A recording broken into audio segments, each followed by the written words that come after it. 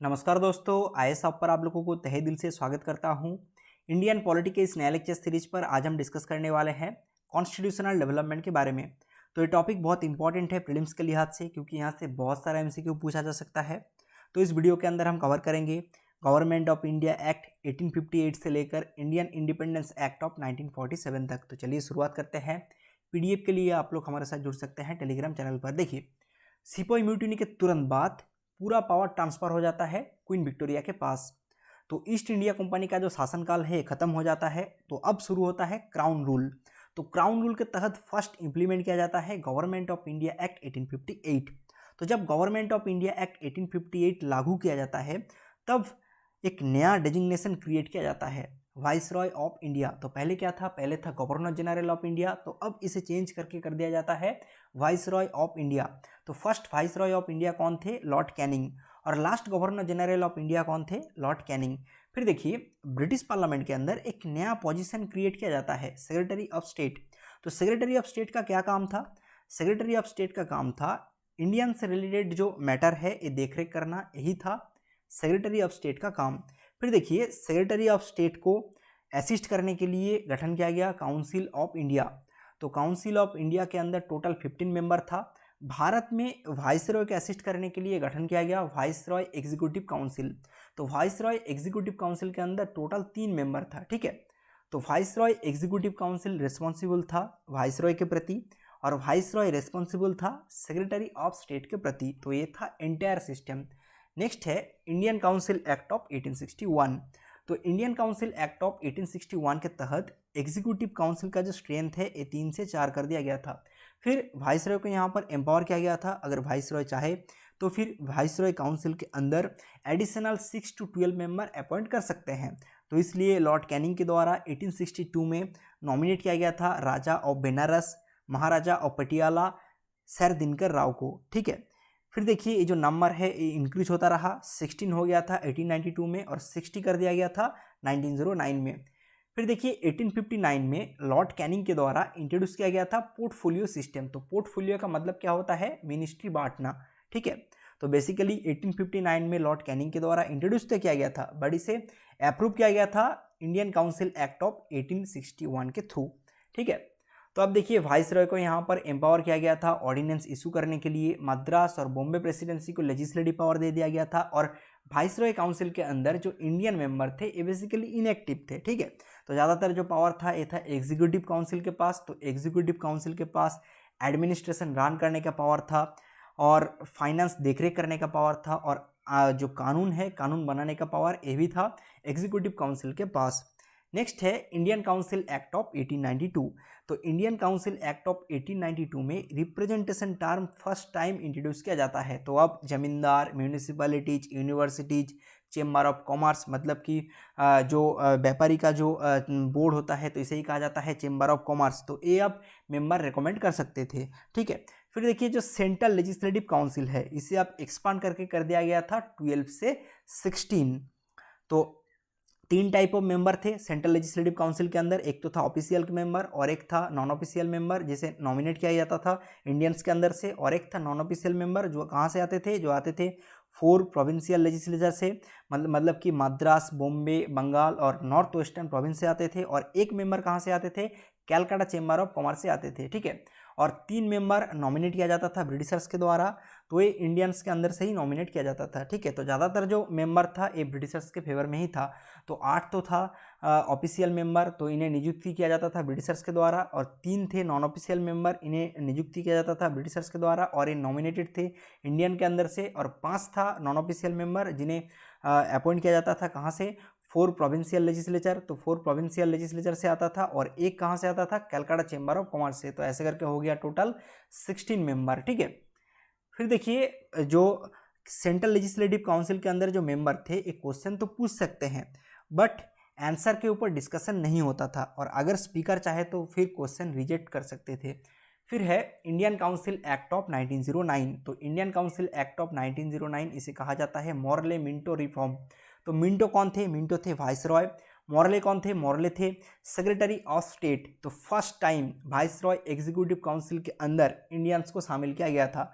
तो first Indian कौन थे? सत्येंद्र प्रसाद सिन्हा थे। ठीक है, तो ये इंफॉर्मेशन बहुत इंपॉर्टेंट है।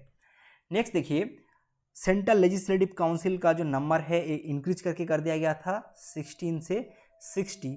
तो अब इंडियंस को अलाउ कर दिया गया था डिस्कशन ऑन इकोनॉमिक मैटर, मतलब बजट से रिलेटेड जो डिस्कशन है इसमें अलाउ कर दिया गया था। इसके साथ ही साथ वोटिंग राइट्स दे दिया गया था और इंट्रोड्यूस किया गया था सेपरेट इलेक्टोरेट। तो मुस्लिम कम्युनिटी को यहाँ पर दे दिया गया था सेपरेट इलेक्टोरेट।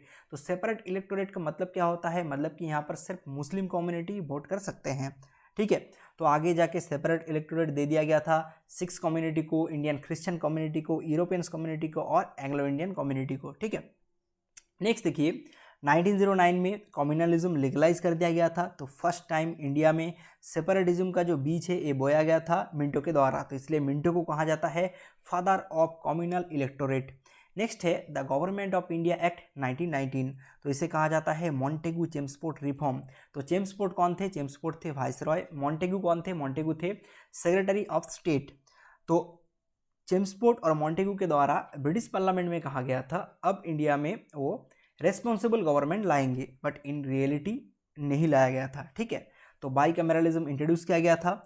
अपर हाउस था council of state, total 60 member था। लोअर हाउस था central legislative assembly, total 145 member था। डायरकी मतलब कि ड्यूअल गवर्नमेंट इंट्रोड्यूस किया गया था। डायरकी कहाँ पर इंट्रोड्यूस किया गया था? डायरकी प्रोविंसेस पर इंट्रोड्यूस किया गया था। ठीक है, तो अब देखिए कुछ डिपार्टमेंट तो दे दिया गया था इंडियंस को। तो इंडियंस को बेसिकली जो लेस इंपॉर्टेंट डिपार्टमेंट है ये दे दिया गया था और मोर इंपॉर्टेंट डिपार्टमेंट था ब्रिटिशर्स के पास। ठीक है, नेक्स्ट देखिए कॉन्सेप्ट ऑफ इलेक्शन ये इंट्रोड्यूस किया गया था। लिमिटेड फ्रेंचाइजी मतलब कि land holders, tax payer, officer, title holders ये सब आप वोट कर सकते हैं। पब्लिक सर्विस कमीशन एस्टेब्लिश किया गया था सिविल सर्वेंट रिक्रूट करने के लिए। इसके साथ ही साथ सेपरेट इलेक्टोरेट सिख कम्युनिटी को दे दिया गया था, इंडियन क्रिश्चियन को दे दिया गया था, यूरोपियंस को दे दिया गया था और एंग्लो इंडियंस कम्युनिटी को दे दिया गया था। तो इससे नाखुश थे इंडियन नेशनल कांग्रेस। तो इसलिए इंडियन नेशनल कांग्रेस के द्वारा 1919 में डिमांड किया जा रहा था स्वराज यानी कि सेल्फ गवर्नमेंट। ठीक है, तो पहले तो खुश थे होम रूल से, तो अब उनके द्वारा डिमांड किया जा रहा था सेल्फ गवर्नमेंट यानी कि स्वराज। नेक्स्ट है साइमन कमीशन। तो साइमन कमीशन कब भेजा गया था? 1927 में भेजा गया था। ठीक है, तो मेन पर्पस क्या था? मेन पर्पस था to report on the condition of India under the new constitution government of India act 1919। Basically जो मॉन्टेगू चेम्सफोर्ड रिफॉर्म है ये रिव्यू करने के लिए साइमन कमीशन भेजा गया था। ठीक है, तो चेयरमैन कौन थे? चेयरमैन थे sir John Simon. Total 7 member था इस कमीशन के अंदर और 7 के 7 मेंबर यूरोपियन थे। तो इसलिए साइमन कमीशन बॉयकॉट किया गया था इंडियंस के द्वारा और साइमन गो बैक इसका जो नारा है ये लगाया गया था। ठीक है, फिर देखिए साइमन कमीशन के द्वारा रिकमेंड किया गया था एबोलिशन ऑफ डायरकी, इसके साथ ही साथ एक्सटेंशन ऑफ इलेक्टोरेट। नेक्स्ट है गवर्नमेंट ऑफ इंडिया एक्ट 1935। तो गवर्नमेंट ऑफ इंडिया एक्ट 1935 में प्रोविंशियल डायरकी एबोलिश कर दिया गया था और इंट्रोड्यूस किया गया था डायरकी एट सेंटर, मतलब प्रोविंशियल डायरकी एबोलिश करके सेंटर में अब डायरकी इंट्रोड्यूस किया गया था। फिर देखिए इसमें यह भी कहा गया था प्रिंसली स्टेट को ब्रिटिश इंडियन टेरिटोरी के साथ जोड़ के ऑल इंडिया फेडरेशन बनाने के लिए। ठीक है, इसके साथ ही साथ जो लेजिस्लेचर है इसका साइज इंक्रीज कर दिया गया था। Extension of franchise, division of subject into 3 list and retention of communal electorate. तो प्रोविंशियल जो ऑटोनॉमी है ये इंक्रीज कर दिया गया था। डायरेक्ट इलेक्शन का जो कॉन्सेप्ट है ये फर्स्ट टाइम इंट्रोड्यूस किया गया था।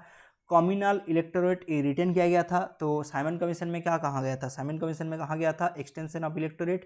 तो basically government of India act 1935 में इसे रिटेन कर दिया गया था और बर्मा और इंडिया को सेपरेट कर दिया गया था। ठीक है, देखिए गवर्नमेंट ऑफ इंडिया एक्ट 1935 में जो पावर है इसे डिस्ट्रीब्यूट कर दिया गया था फेडरल लिस्ट। तो फेडरल लिस्ट के अंदर था 59 टोटल लिस्ट था यहाँ पर। फिर है प्रोविंशियल लिस्ट, प्रोविंशियल लिस्ट के बाद है कॉन्करेंट लिस्ट।